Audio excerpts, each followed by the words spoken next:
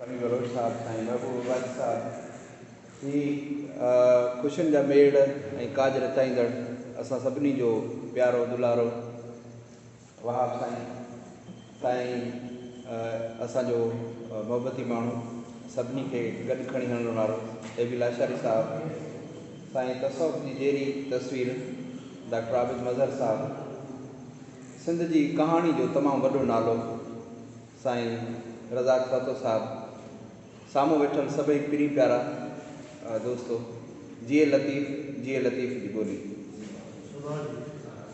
लतीफ़ साईं चयो त जखरा जीअं शाल तुंहिंजो कन्ने मदो मसुणा। साईं तबस्सुम साहब खे इहो लतीफ़ साईं जो बैत डेडिकेट कयां। जखरा जीअं शाल तुंहिंजो कन्ने मदो मसुणा, जीअं तो अची काल नालायक नवाज़िया।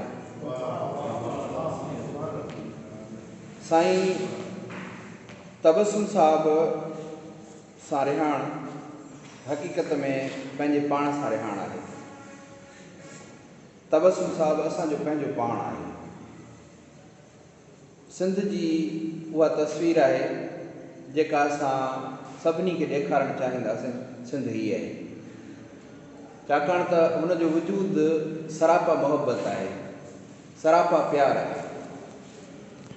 हुन जे स्वभाव में उहा पंहिंजाइप आहे। जेको बि साणनि हिकिड़ो भेरो मिलंदो उहो उनजो ई थी करे रहिजी वेंदो। हो के वो रह गया आपके शहर का, जिसने रखा कदम आपके शहर में।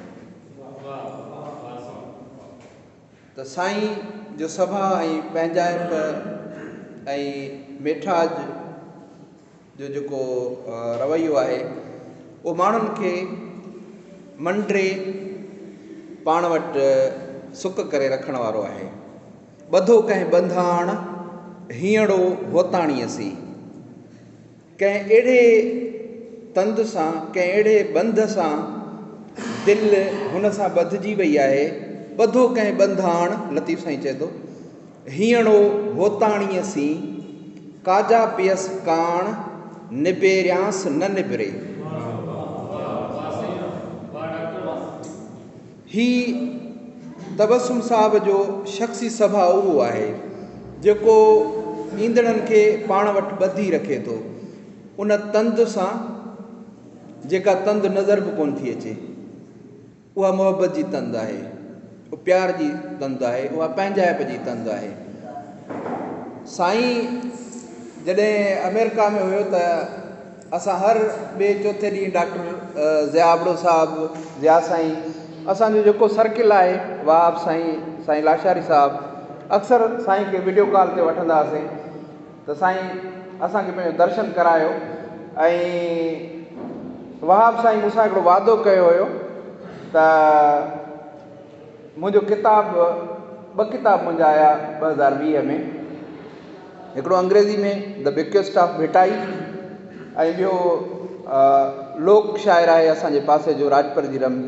2 किताब मुंहिंजा आया ऐं वहाब साईं मूंसां वाइदो कयो त जॾहिं तबस्सुम साहब वापसि ईंदो त किताब जो मुहूर्त पोइ कंदासीं, ऐं उन किताब जो मुहूर्त अञा कान्हे थी।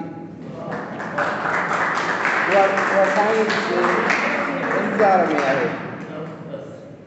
इहो ॿुधाइण जो मतिलबु इहो आहे त असांजी हुन सां ऐं हुन जी असां सां पंहिंजाइप केतिरी आहे। असां सभिनी जी हिक ॿिए सां इहा ई प्यार जी मोहबत जी तंद आहे।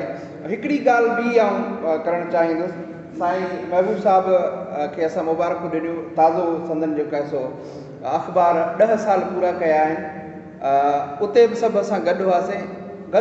गॾिजो इन जे करे था जो सभई पंहिंजा आहियूं, सभई पंहिंजा पाण में आहियूं।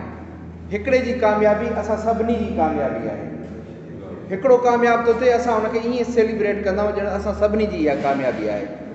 हिकिड़े खे को रिवॉर्ड मिलंदो आहे त असां सभु गॾिजी वेंदा आहियूं, छाकाणि त असांखे लॻंदो आहे त इहो सॼो कुझु असांखे मिलियो आहे। इहो तंद जो तालुक़ु असांजो इहो आहे। तबस्सुम साहब जे लाइ चवंदो आहियां त ही टिनि पीढ़ियुनि जो अमीन आहे। हिकिड़ी उहा पीढ़ी जेका संदसि हमअसर आहे, जेका